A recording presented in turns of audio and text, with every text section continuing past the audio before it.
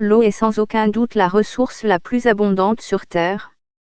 Après tout, elle recouvre plus de 70% de la planète. Pourtant, malgré cela, nous sommes confrontés à une crise imminente en tant qu'espèce. Le changement climatique, les conflits mondiaux et la surpopulation ne sont que quelques-uns des facteurs qui dévastent l'approvisionnement en eau dans de nombreuses régions du monde.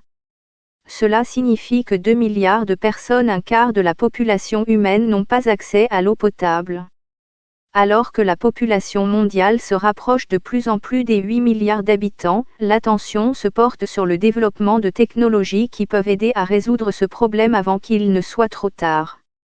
L'un de ceux qui propose une solution potentielle est Mikhaël Mirilashvili, directeur de Watergen, une entreprise basée en Israël qui utilise sa technologie RO pour acheminer l'eau potable dans les régions reculées du monde touchées par les conflits ou le changement climatique.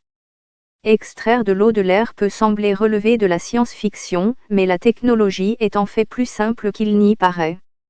L'atmosphère terrestre contient 13 milliards de tonnes d'eau douce. Les machines de Watergen fonctionnent en filtrant cette vapeur d'eau dans l'air. Selon lui, si elle est utilisée correctement, la technologie de Watergen pourrait provoquer un changement majeur dans l'industrie de l'eau et avoir un impact durable sur la planète.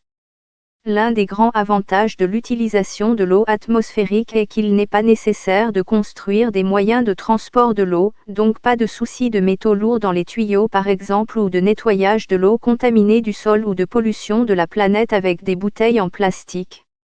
Un obstacle évident semble être la pollution de l'air, qui est devenue un sujet de préoccupation généralisé dans certaines grandes villes du monde. Au Royaume-Uni, par exemple, des recherches menées par l'Imperial College London ont révélé que le plomb, qui est toxique pour le corps humain, sera toujours présent dans l'air de la ville en 2021, malgré son interdiction en 1999. Toutefois, cela pourrait ne pas avoir d'importance. Une étude menée par des scientifiques de l'université israélienne de Tel Aviv a révélé que, même dans des zones urbaines telles que Tel Aviv, il est possible d'extraire de l'eau potable selon une norme fixée par l'Organisation mondiale de la santé. En d'autres termes, il est possible de convertir de l'eau propre à partir d'un air sale ou pollué. Les plus grandes machines de Watergen peuvent fournir 6000 litres d'eau en une journée.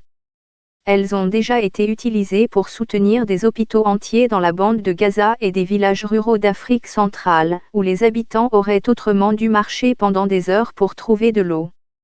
Elle a également aidé le gouvernement australien à lutter contre des feux de brousse dévastateurs en 2020, qui ont tué 34 personnes et détruit 3500 maisons. Il ne s'agit pas seulement de sauver des vies, mais d'améliorer la vie de millions de personnes, ajoute M. Mirilashvili.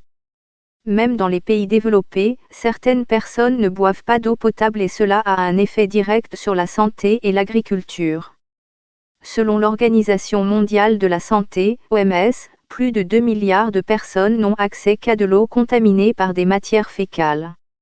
Une seule gorgée les expose à des maladies telles que le choléra et la typhoïde, et l'OMS estime qu'environ 500 000 personnes en meurent chaque année. Lorsqu'il s'agit de trouver de l'eau propre, il existe une ressource dans nos océans. Les icebergs contiennent une partie de l'eau la plus pure du monde, car les glaciers dont ils proviennent se sont formés il y a des milliers d'années. Les blocs de glace géants peuvent constituer un danger pour la navigation et endommager les écosystèmes marins avec d'énormes volumes d'eau douce lorsqu'ils fondent. Leur récolte à des fins lucratives a commencé au Canada, où elle est devenue une activité importante le long de la côte du pays. Mais cette pratique a maintenant atteint d'autres régions du monde. L'entrepreneur et environnementaliste Abdullah Aluminium Shahi travaille sur le projet d'iceberg des Émirats arabes unis. La pénurie d'eau représente un grand risque dans le pays, alors que le changement climatique entraîne une hausse des températures dans ce qui est déjà l'un des endroits les plus chauds de la planète. En moyenne, un gigantesque iceberg peut fournir de l'eau à 1 million de personnes pendant 3 à 5 ans, affirme-t-il.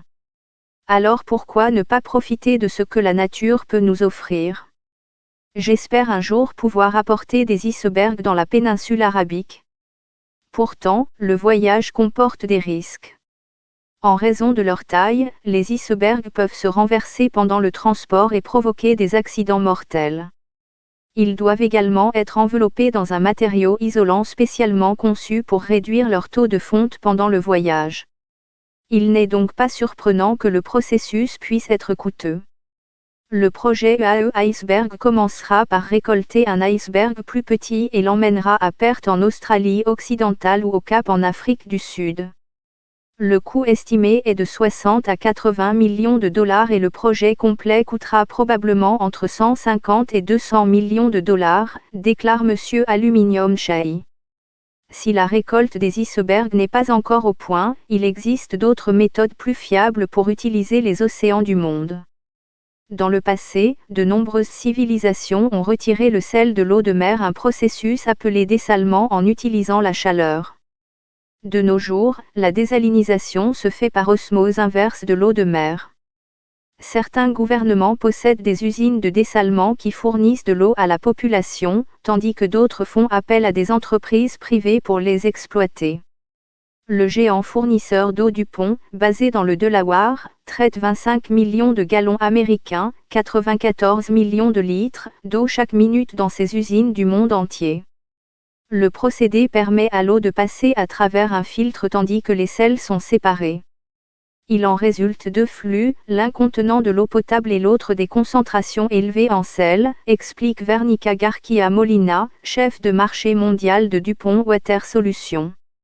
Le flux à forte concentration en sel est renvoyé vers la mer, mais grâce à des mécanismes et des processus de dilution appropriés, il n'y a aucun impact dans la mer. Pourtant, si les usines modernes n'ont que peu ou pas d'impact sur la mer, on ne peut pas en dire autant des usines plus anciennes qui utilisent encore des méthodes de dessalement moins avancées. Celles-ci continuent de pomper de grandes quantités de saumure dans l'océan, ce qui peut causer des ravages dans les écosystèmes en réduisant les niveaux d'oxygène et en augmentant la teneur en sel. Une grande majorité de ces vieilles usines sont situées au Moyen-Orient, où 55% de la saumure de dessalement est repompée dans les océans. Une autre critique majeure du dessalement est qu'il faut une énorme quantité d'énergie pour traiter l'eau de mer, généralement alimentée par des combustibles fossiles très polluants. Cependant, Mme Molina affirme que les progrès technologiques de ces dernières années en ont fait l'une des solutions les plus viables pour résoudre les pénuries d'eau dans le monde.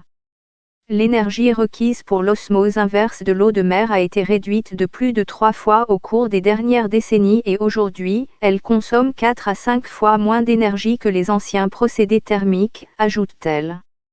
Mais il n'est pas certain que ces solutions soient suffisantes. Alors que les ressources mondiales en eau se font de plus en plus rares, la course est lancée pour que les scientifiques trouvent d'autres réponses qui n'auront que peu ou pas d'impact sur des écosystèmes déjà mis à mal.